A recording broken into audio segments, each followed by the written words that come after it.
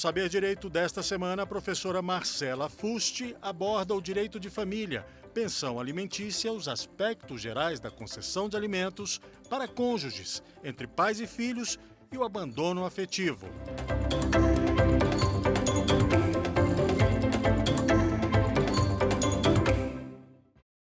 Olá, sou Marcela Furtz, sou advogada especialista em Direito de Família, professora, escritora e palestrante.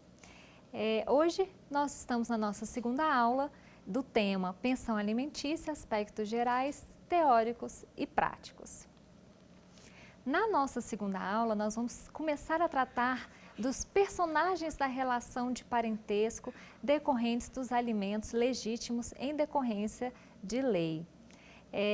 Essa aula nós vamos falar de alimentos de filhos para pais.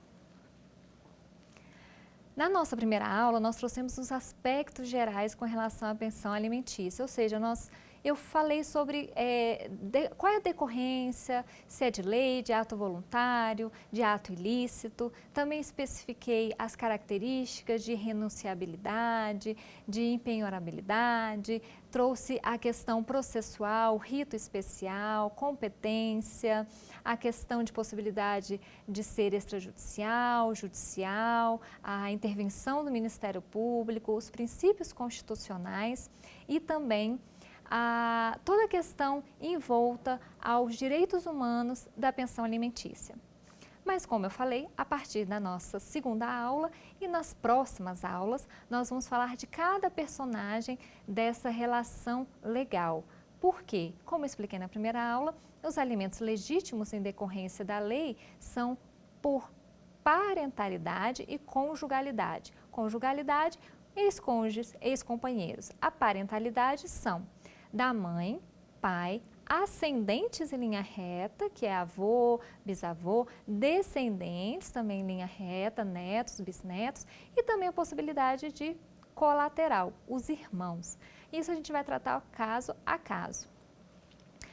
Agora, nós vamos falar sobre os alimentos entre pais e filhos.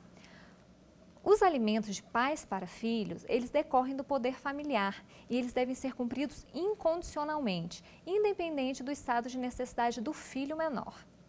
Aplica-se aos alimentos legítimos entre pais e filhos os princípios constitucionais da solidariedade familiar, da paternidade responsável e do melhor interesse do menor.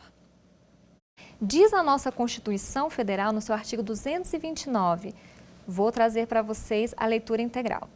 Os pais têm o dever de assistir, criar e educar os filhos menores.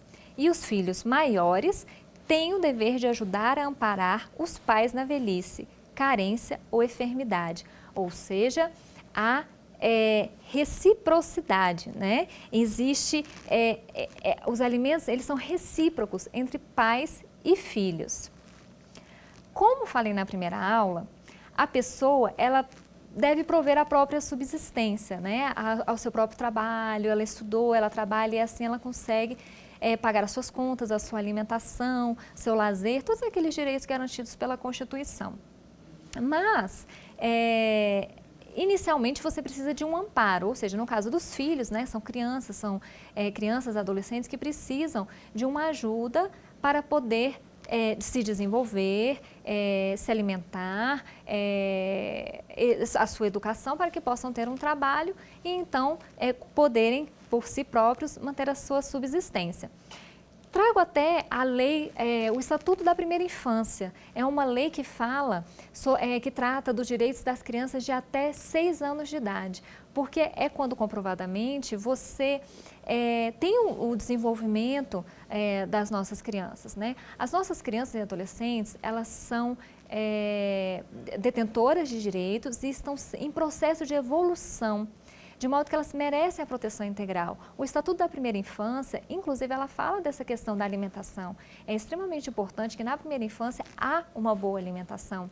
E como eu falei na primeira aula, os alimentos naturais, eles são para alimentação, vestuário, são para esses realmente básicos. E a alimentação é primordial, tem a ver com o direito à vida.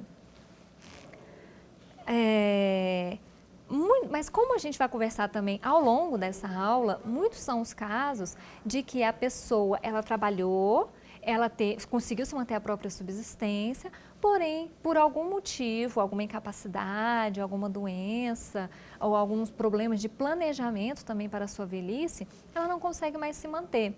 Então, ela vai ter que pedir essa ajuda para alguém. E como eu falei, em decorrência da parentalidade. O Estado, ele tem essa obrigação também de cuidar das famílias e dos seus cidadãos e dos seus personagens da família quando eles estão em estado de vulnerabilidade. Porém, o Estado, ele faz isso pela ação social, pela previdência, mas ele também delega para a família, pois é obrigação da família, do Estado e da sociedade garantir os direitos básicos para as nossas crianças e adolescentes, nossos idosos, pessoas com deficiência e também até a proteção da mulher no caso de violência doméstica. A nossa Constituição, como eu falei, ela traz a proteção integral da família. Na primeira aula eu já falei, a família é a base da sociedade e merece proteção integral do Estado. E eu volto a repetir, como eu disse na primeira aula, aquela frase importantíssima da ministra Nancy Andrighi, ministra do STJ, que resume as relações familiares e suas obrigações, especialmente no tema da nossa aula, que é pensão alimentícia. Amar é opcional, mas cuidar é dever. Artigo 229 da Constituição, que eu acabei de ler para vocês, o que ele diz? Que cabe o dever de sustento, cuidado de pais para filhos, tanto quanto de filhos para os pais, quando em caso de enfermidade ou até do avançar da idade. Há uma reciprocidade, há uma relação de troca. Isso é muito interessante, até porque como eu vou tratar agora dos alimentos de filhos para os pais, porque normalmente nós vemos surgir a obrigação alimentar de pais para filhos. O que muitos não sabem é que também pode surgir essa obrigação de prestar alimentos de filhos para pais.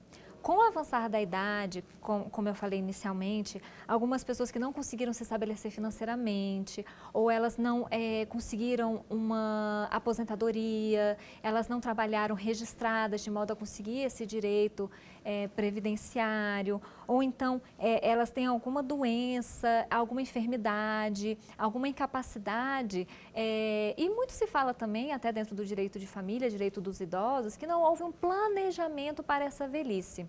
Isso muitas vezes faz com que muitos pais precisem de pedir ajuda financeira para seus filhos. E o artigo 1694, 1695 e 1696 do Código Civil, eles trazem essa possibilidade. E também com base na Constituição, como eu falei, artigo 229, Estatuto do Idoso, princípio da solidariedade familiar, a questão legal mesmo desses alimentos legítimos, trazem essa possibilidade de sim haver pagamento de filhos para pais.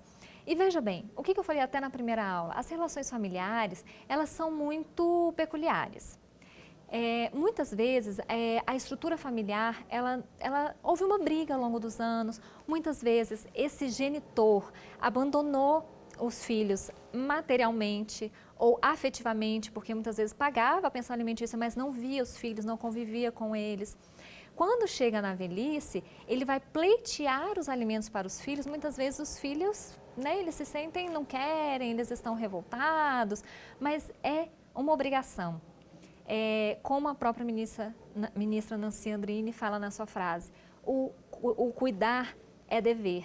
Então, é muito importante o que a gente sempre fala no direito de família, nós que somos advogados familiaristas, que atuamos realmente com o direito de família, com as famílias, que haja sempre uma evolução, que não haja muitas brigas, que haja consenso, acordos, mesmo que haja divórcios, dissolução de união estável.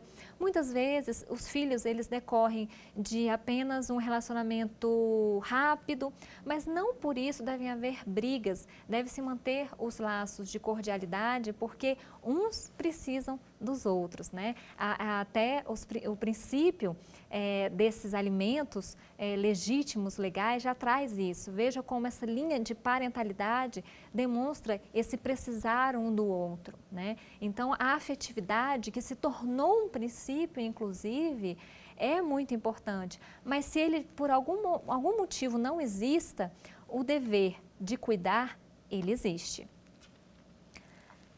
Neste caso, o artigo 230 da Constituição e também o artigo 3º do Estatuto do Idoso, eles falam que é dever da família cuidar do idoso. Esse cuidar, ele tem a ver não apenas, como eu falei agora, com atenção, com dando todas suprindo as suas necessidades, mas também, muitas vezes, com a prestação de alimentos.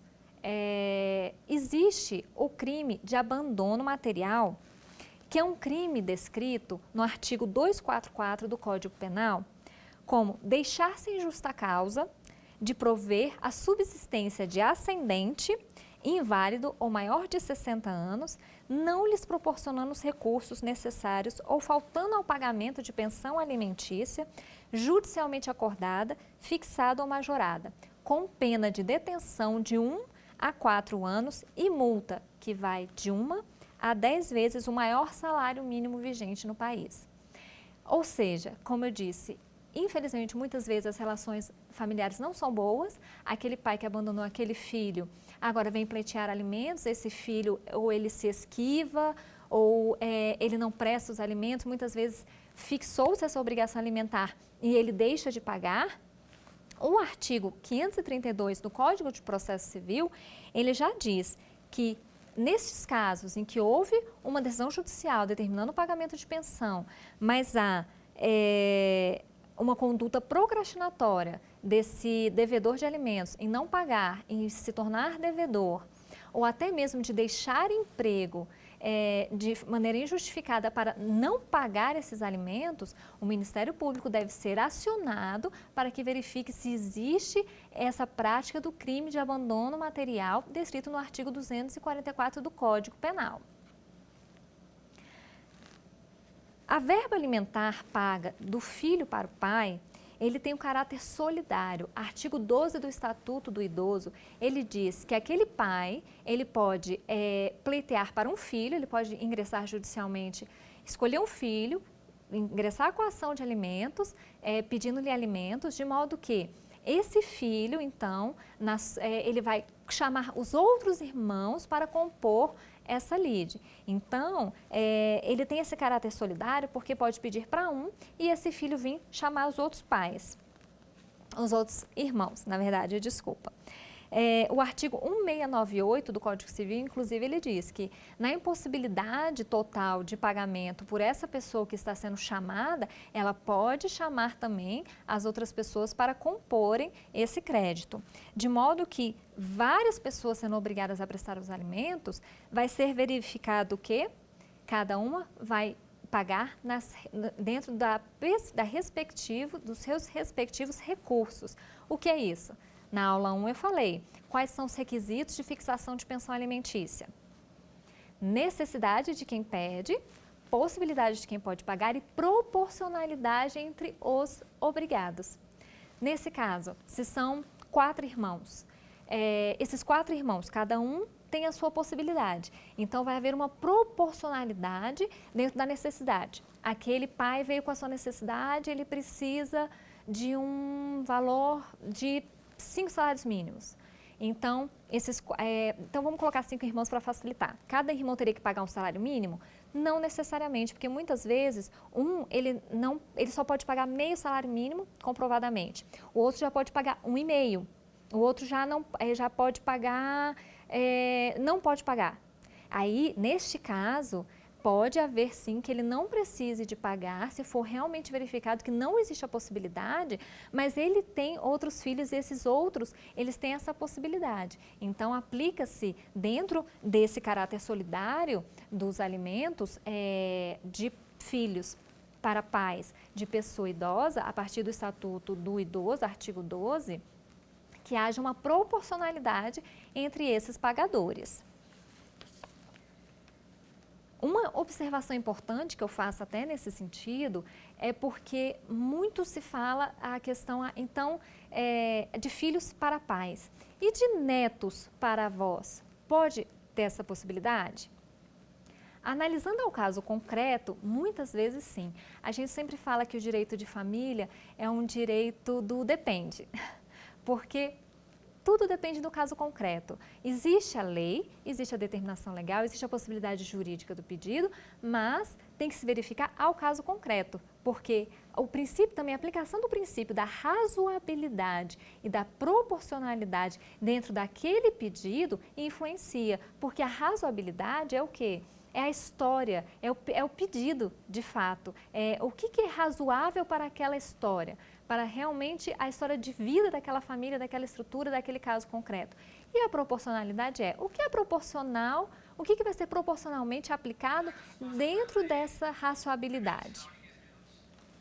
Neste caso, nós vamos falar sobre quando você tem vários filhos devedores, muitas vezes há também briga familiar com relação ao pagamento. Por isso que o requisito da proporcionalidade, ele é visto judicialmente, porque um filho, se ele realmente não tem essa capacidade e outro filho tem uma possibilidade muito maior, então isso vai ser descrito judicialmente, porque o artigo 12 do Estatuto do Idoso, ele diz que um pai ele pode chamar apenas um dos filhos, ele não precisa de chamar a todos os filhos, como, por exemplo, acontece nos alimentos de pais para filhos, que você precisa de chamar ambos os genitores para compor essa lide. Você tem que pedir para eles.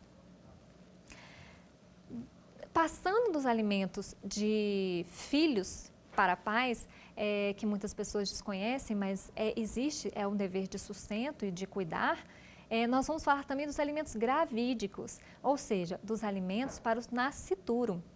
Lei 11.804 de 2008.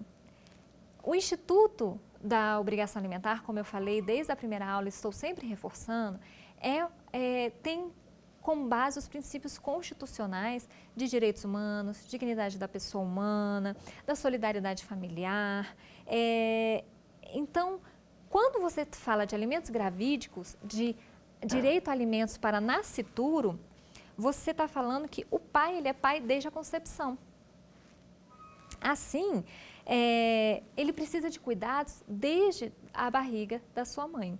E a lei de alimentos gravídicos, no seu artigo 2º, ela diz que os alimentos, eles vão compreender os valores suficientes para cobrir as despesas médicas, do período de gravidez, psicológicas, da concepção ao parto, inclusive referente à alimentação especial que a mãe precise, assistência médica, exames complementares, internações, medicamentos, todas as necessidades daquela genitora.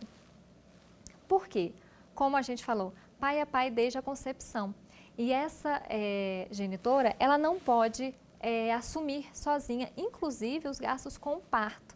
De modo que os alimentos gravídicos, eles vão abranger todo o pré-natal, toda a questão de alimentos. Lembrando que também, dentro dos alimentos gravídicos, são observados os requisitos, que é a necessidade dessa gestante com a possibilidade desse futuro pai de estar proporcionando esses alimentos. A proporcionalidade aqui também ela deve ser vista, porque essa gestante, ela vai suprir com a sua própria alimentação e tudo, de modo a dividir o valor com esse futuro pai. Mas como essa gestante muitas vezes ela está de licença, a sua capacidade financeira ela é um pouco mais reduzida, por isso que ela também pleiteia esses alimentos. O juiz, ele vai fixar os alimentos gravídicos que vão perdurar desde o nascimento, até o nascimento, os alimentos gravídicos, eles vão até o nascimento da criança. Após o nascimento da criança, eles já se convertem em pensão alimentícia, de modo que, a não ser que outra parte entre com uma ação de revisão, ou para aumentar, ou para diminuir, ou até mesmo uma ação de investigação de paternidade. Por quê? Para a fixação de alimentos gravídicos, não é necessária a prova plena. A prova de DNA, biologicamente falando, para uma gestante, ela ainda é muito complicada, Por isso que o juiz, a gestante, quando ela ingressa com a ação de alimentos gravídicos, ela traz provas de indício de relacionamento com esse futuro pai, ela indica ele com relação a fotos, a momentos que eles viveram juntos. A partir desses indícios de materialidade de prova, o juiz ele vai deferir esses alimentos gravídicos, mas ele é feito de uma forma com bastante cautela. Como eu falei na primeira aula, esses alimentos, eles não são restituíveis, ou seja, caso após o nascimento dessa criança haja uma ação de investigação de paternidade por parte desse suposto pai e desse que ele, o resultado dá-se que ele não é o pai de fato dessa criança, ele não pode pedir restituição dos alimentos gravídicos que ele pagou. Desta forma, a não ser de outra forma, caso nenhuma das partes entre com uma revisão ou pedido de investigação de paternidade, esses alimentos gravídicos vão ser revertidos para o menor. Vamos falar agora sobre a questão de alimentos de pais para filhos, que é o usual, que normalmente nós vemos nas varas de família com a interrupção do matrimônio, a dissolução da união estável. E aí eu trago para vocês também o mesmo princípio dos alimentos de filhos para pais. É dever de sustento, de cuidado, ele vem do poder familiar, essa obrigação. E diferentemente até dos alimentos de filhos para pais, os alimentos de pais para filhos independe da condição de necessidade do filho menor. Ele é um filho menor, ele precisa da ajuda, porque no caso de pagamento de filhos para pais, verifique-se a necessidade, né? Esse pai, ele é idoso, ele está sem uma renda, ele tem uma incapacidade, ele está precisando, ele vai e chama. No caso de alimentos de pais para filhos menores, independe da condição. Como eu falei, são irrenunciáveis os alimentos. Assim, faz-se necessária a obrigação alimentar estar pronta. Por isso, até que eu falo da questão do artigo 244 também do Código Penal, que fala do abandono material. Então, deixar sem justa causa de prover a subsistência do filho menor de 18 anos ou inapto para o trabalho, não lhes proporcionando os recursos necessários ou faltando ao pagamento de pensão alimentícia judicialmente acordada, também é um crime descrito contra a assistência familiar do Código Penal, como abandono material com pena de 1 a 4 anos e multa que vai de 1 a 10 vezes o salário mínimo vigente no país. Tanto quanto o artigo 532 do Código de Processo Civil também deve ser verificado. Quando há uma decisão judicial que fixa obrigação alimentar de alimentos de filhos para pais, e esse pai, ele reiteradamente deixa de pagar, está sempre sendo executado, ou também ele sai do emprego, ou ele oculta valores, trabalhos autônomos, trabalhos de maneira empresariada, para poder esconder valores e assim deixar de pagar, de prestar os alimentos, o Ministério Público deve ser chamado para verificar se há o crime de abandono material por esse genitor para esses filhos que são menores de 18 anos ou incapacitados para o trabalho. Quais são os requisitos para a fixação de pensão alimentícia de de pais para filhos? Os mesmos que foram descritos na primeira aula e que também eu falei de filhos para pais. Trinômio, necessidade de quem pede, possibilidade de quem pode pagar e proporcionalidade entre os co-obrigados. Ou seja, o artigo 1703 do Código Civil, ele diz que para a manutenção dos filhos, os cônjuges separados judicialmente contribuirão na proporção dos seus recursos, ou seja, proporcionalidade. Necessidade, possibilidade, proporcionalidade. É o trinômio do requisito para a prestação de obrigação alimentar. Dentro desses requisitos, inclusive, eu trago para vocês algo que muitos devem se perguntar, mas como que isso acontece, né? Existe a possibilidade de que irmãos recebam pensões alimentícias em valores diferentes? Sim. muitas vezes os filhos eles têm o mesmo pai, mas têm mães diferentes.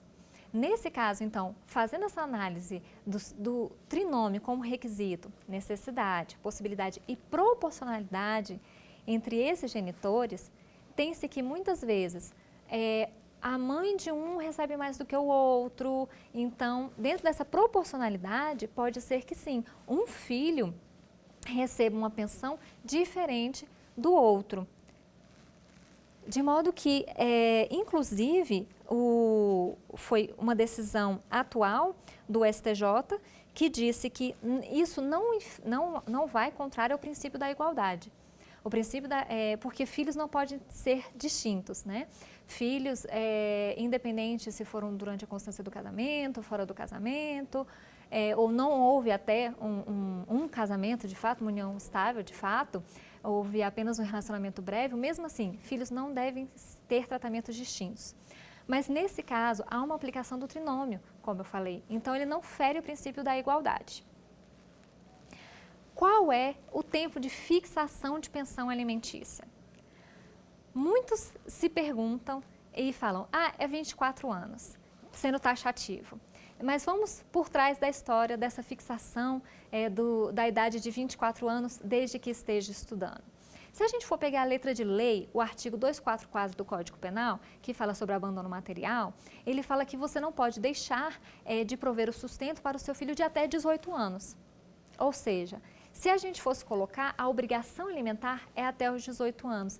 Porém, a jurisprudência foi trabalhada ao longo dos anos, trazendo que a fixação de alimentos deve ser feita, o pagamento de prestação alimentícia deve ser feito até os 24 anos, desde que esteja estudando. Nesse caso, estudando curso superior.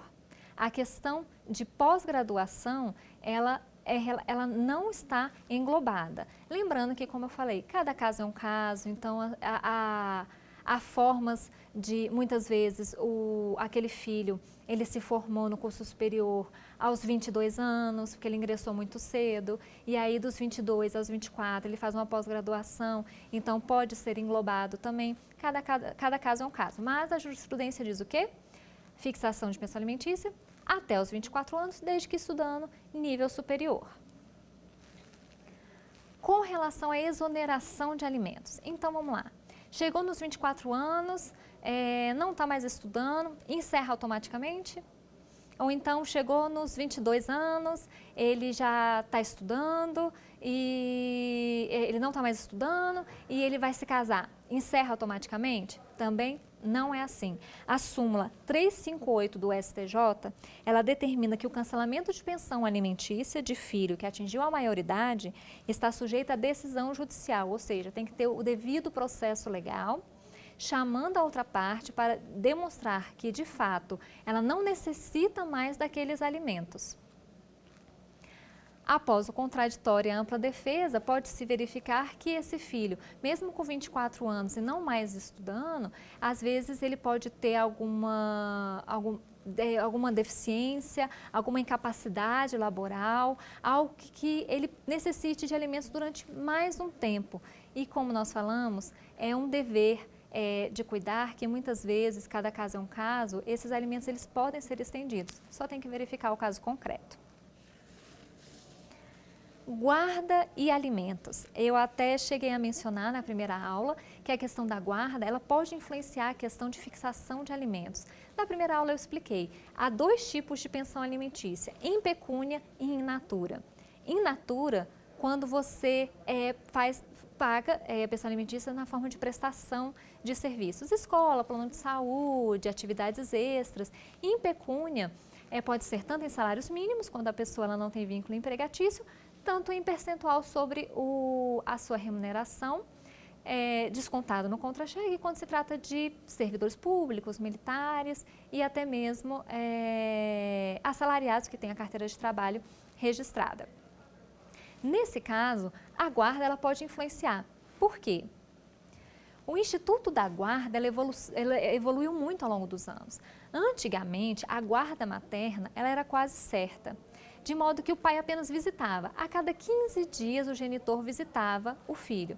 Então, a genitora ela acabava ficando com a maior das obrigações. Tanto de pagar escola, mesmo com a ajuda da pensão alimentícia, mas também com as contas de casa. Só que hoje a evolução da guarda, com o Instituto da Guarda Compartilhada, que é a Lei 13.058 de 2014, mas até antes de ser instituída essa lei, salvo engano, em 2010, já houve uma mudança no Código Civil que falava sobre a possibilidade de se haver a guarda compartilhada. A lei da guarda compartilhada tornou-se obrigatória a guarda compartilhada.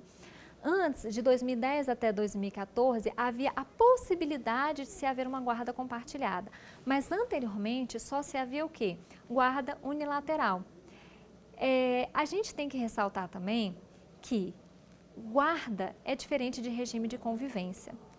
Então, a guarda compartilhada hoje no Brasil, ela é obrigatória, mas o regime de convivência ele pode ser diferenciado. Guarda é tomada de decisões, é responsabilidade, é quando vocês vão decidir sobre escola, educação, saúde, sendo que regime de convivência é o tempo que cada genitor passa com os seus filhos, de modo que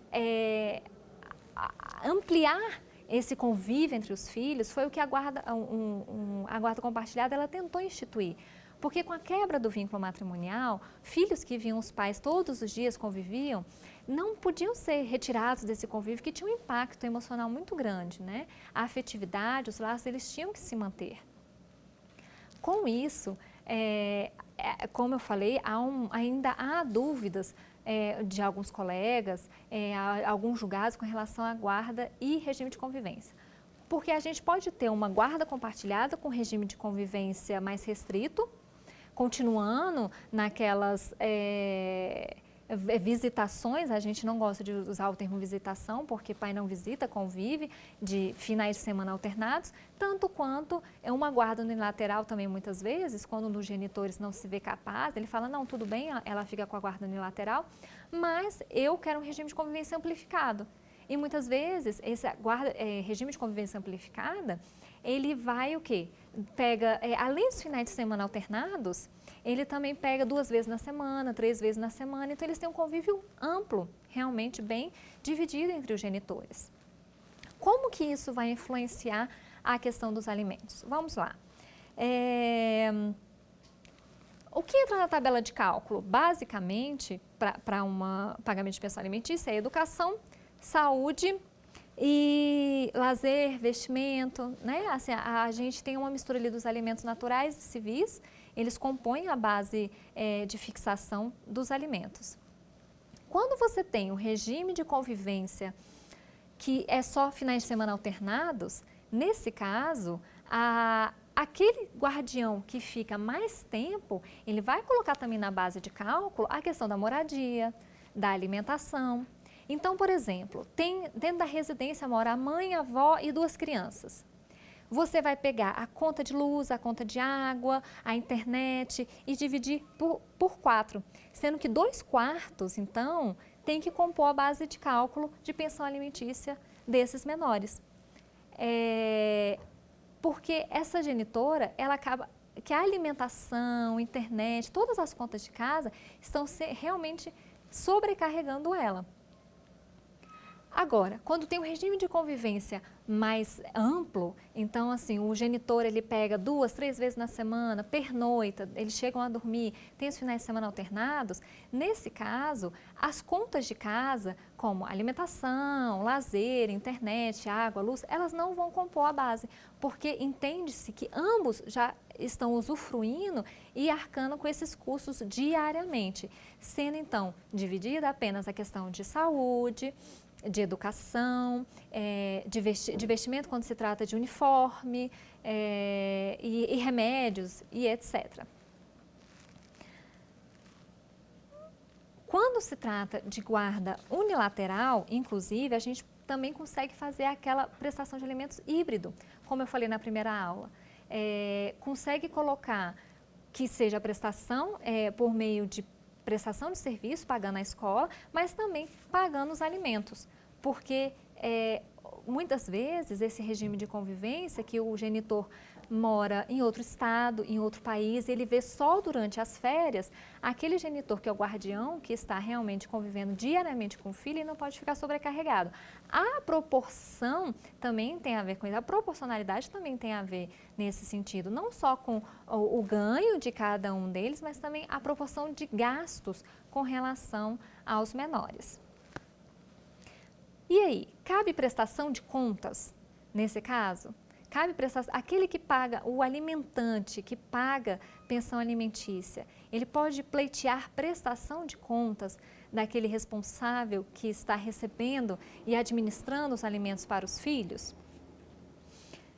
Antigamente, a jurisprudência ela não permitia, via-se como mera discussão, picuinha, que não dava para aquele genitor responsável, guardião, ficar guardando os papeizinhos e comprovando que comprou um biscoito, que comprou, deu um sapato novo, que não cabia.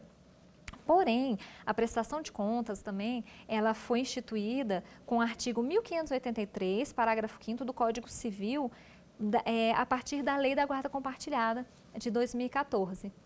Havendo essa possibilidade, os julgados eles foram mudando, sendo que nesse ano de 2020, o STJ, então, ele determinou que pai ele tem direito, sim, à prestação de contas em relação à pensão paga ao filho, em que havendo indícios de que os valores não estariam sendo vertidos em proveito do filho. Ou seja, também ficou-se decidido que não é cabível quando se trata de simplesmente para apurar um eventual crédito, saldo devedor em favor daquele alimentante. Até porque, como nós falamos, não cabe restituição de valores, a pensão alimentícia não é restituível. Nesse caso, essa prestação de contas ela deve ser feita para comprovar que os gastos estão sendo realmente revestidos para aqueles filhos. Existe a possibilidade de pagamento de avós para netos? Esses alimentos, eles são chamados de alimentos avoengos. Veja bem, eu expliquei desde a primeira aula, os alimentos legítimos ou legais em decorrência da lei e da parentalidade, fala quem são as relações, as pessoas, os personagens obrigados? Mãe e pai, ascendente, que são avós, bisavós, descendentes, filhos, netos, bisnetos e podendo inclusive colateral pelos irmãos, na falta de um para o outro. Então, nessa explicação, você já tem a resposta, que foi sumulada pelo STJ. A súmula 596 do STJ, ele diz que a obrigação alimentar dos avós ela tem natureza subsidiária e complementar, somente se configurando no caso de impossibilidade total ou parcial do seu cumprimento pelos pais. Então, naquela ordem de parentalidade que eu disse, na falta de um, vai o outro. Mas na questão de alimentos de pais para filhos, os pais, eles têm essa obrigação, esse dever legal. Há a possibilidade de alimentos avoengos apenas quando realmente comprovado que esse pai, ele não tem a menor condição. Às vezes ele se tornou uma pessoa com uma incapacidade total para o trabalho. Então, esses netos, eles precisam dos alimentos, de modo que assim, de maneira subsidiária ou complementar, eles podem vir pedir para os avós. De modo que todos os avós também compõem a lide, vão compor o processo, todos dentro da sua proporcionalidade também, de capacidade de pagamento, para cumprir aquela necessidade de quem está pleiteando. Agora vamos lá então para as perguntas, vamos saber se a gente conseguiu administrar todo esse conhecimento.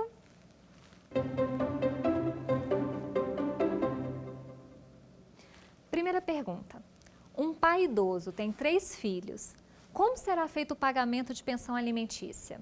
Letra A.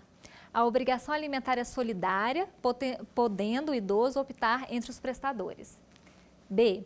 Se o filho demandado a pagar a pensão para o pai não tiver condições de pagar, não poderá chamar os irmãos para integrar a lide.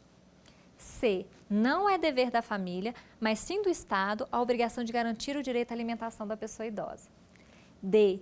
O idoso pode renunciar ao direito a alimentos dos filhos, buscando benefício assistencial junto ao governo. E aí? Letra A. Um pai idoso que tem 3 filhos, para fazer o pagamento de pensão alimentícia, a obrigação alimentar, de acordo com o artigo 12 do Estatuto do Idoso, é solidária. E ele pode ingressar, ele pode escolher um dos filhos e esse filho, ele pode chamar os irmãos para compor a lide. Ou cada um dentro da sua proporcionalidade de pagamento. Por que que não é o item B? Como eu expliquei, o artigo 1698, ele determina que quando um é chamado para o pagamento, na sua impossibilidade, ele pode sim chamar os outros para integrar a lide, para que dentro da sua proporcionalidade, todos contribuem com a necessidade daquele que está pleiteando.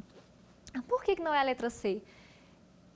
Sim, é um dever da família, do Estado e da sociedade cuidar de todos os personagens das relações familiares, especialmente os que têm vulnerabilidade. Idosos, crianças e adolescentes, pessoas com deficiência e as mulheres em caso de violência doméstica. O Estado tem políticas públicas, sim, mas é um dever da família cuidar dos seus idosos. E é um dever, artigo 229, reciprocidade.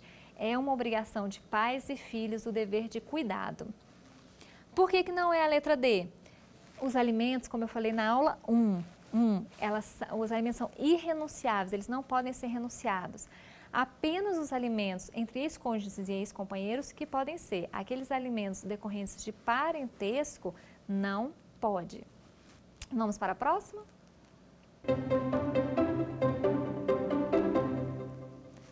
São devidos alimentos gravídicos, conforme Lei 11.804 de 2008. Esses alimentos compreenderão A. Os valores suficientes para cobrir apenas a alimentação da gestante. B. Os valores suficientes para cobrir apenas as despesas médicas de pré-natal. C. Os valores suficientes para cobrir as despesas do parto. Ou D. Os valores suficientes para cobrir as despesas referentes ao período de gravidez, da concepção ao parto, inclusive alimentação especial, assistência médica, psicológica, exames complementares, internações, parto, além de outras que o juiz considere pertinentes? Qual é a resposta? Letra D, a mais completa. A Lei de Alimentos Gravídicos, ela diz, ela veio como uma forma de dizer pai é pai desde a concepção.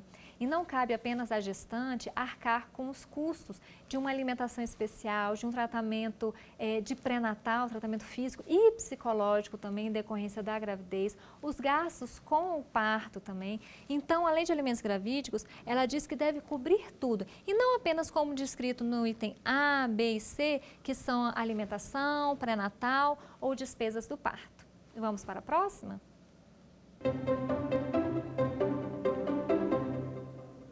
Para fixação de alimentos de pais para filhos, há requisitos a serem verificados. Quais são eles? Conforme doutrina e jurisprudência. A. A necessidade do alimentando e a possibilidade do alimentante. B. O número de filhos e a idade de cada um. C. A necessidade do alimentando, a possibilidade do alimentante e a proporcionalidade de pagamento entre os genitores. Ou D. A guarda estabelecida entre os genitores. A resposta é a letra C. A necessidade do alimentado, a possibilidade do alimentante e a proporcionalidade de pagamento entre os genitores. O que eu falei? Trinômio.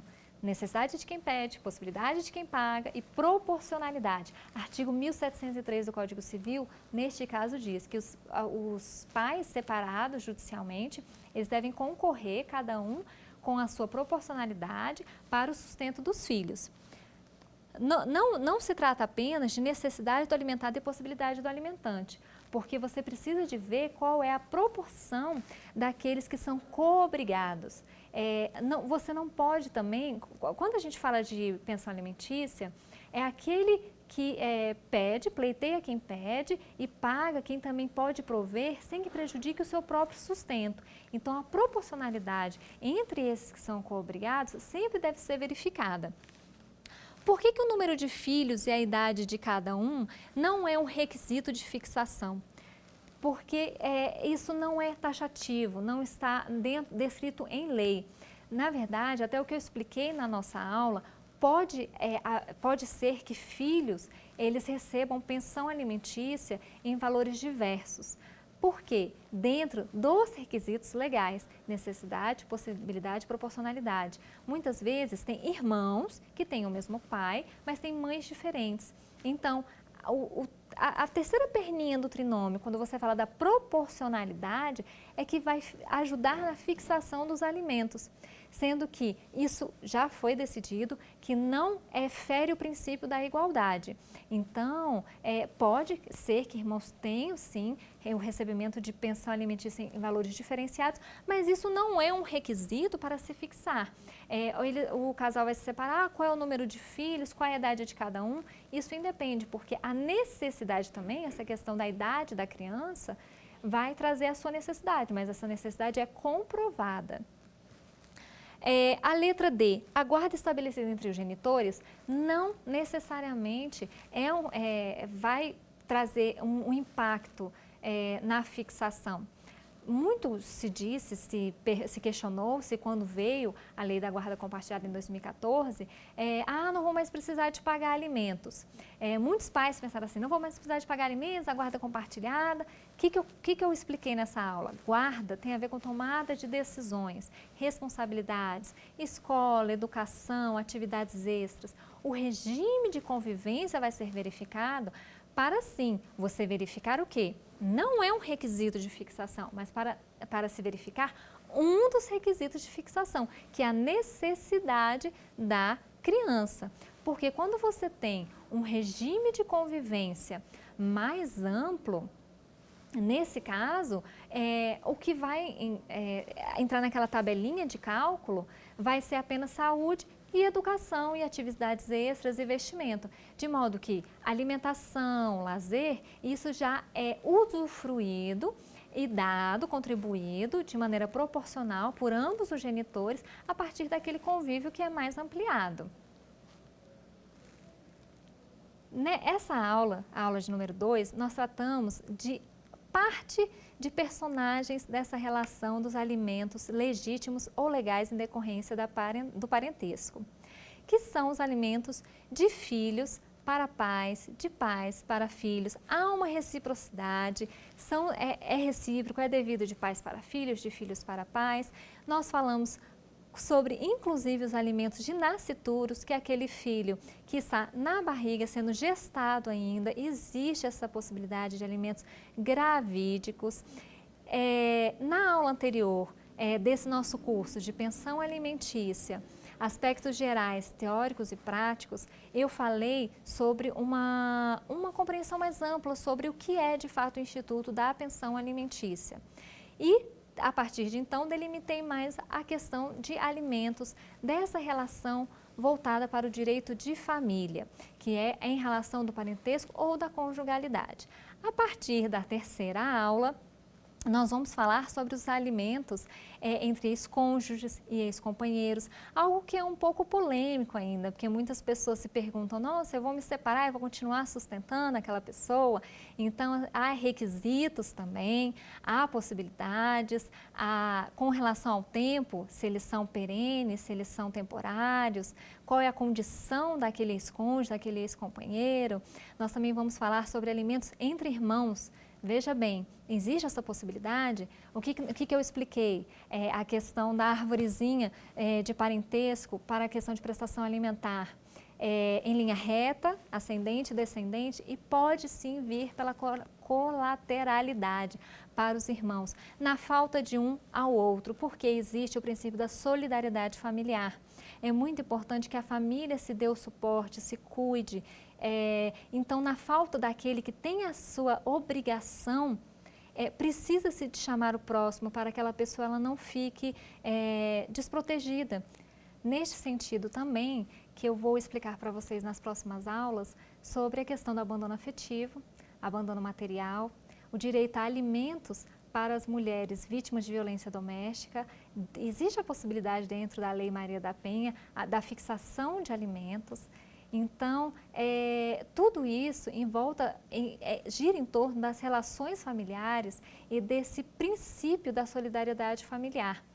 Pois a família, independentemente da sua estrutura, da sua formatação, como eu falei anteriormente, muitas vezes há muita mágoa, há separações, há brigas, mas o dever de cuidar, ele é constitucional e ele está envolto de todas as relações, sejam elas pela conjugalidade, ou seja, ex-marido, ex-cônjuge, ex-companheiro, ou então pelo parentesco, que são avós, bisavós, irmãos. Toda essa relação obrigacional, ela deve ser vista caso a caso, ao caso concreto. Então, nas próximas aulas eu vou dar continuidade para esses personagens que são trazidos nas famílias e como se dão os alimentos entre uns e outros. Aguardo vocês! Quer dar uma sugestão de tema para os cursos do Saber Direito? Então mande um e-mail para a gente, saberdireito@stf.jus.br, ou entre em contato por WhatsApp. O número é esse que aparece na tela. Você também pode acompanhar as aulas pela internet. Acesse tvjustiça.jus.br ou nosso canal no YouTube, TV Justiça Oficial.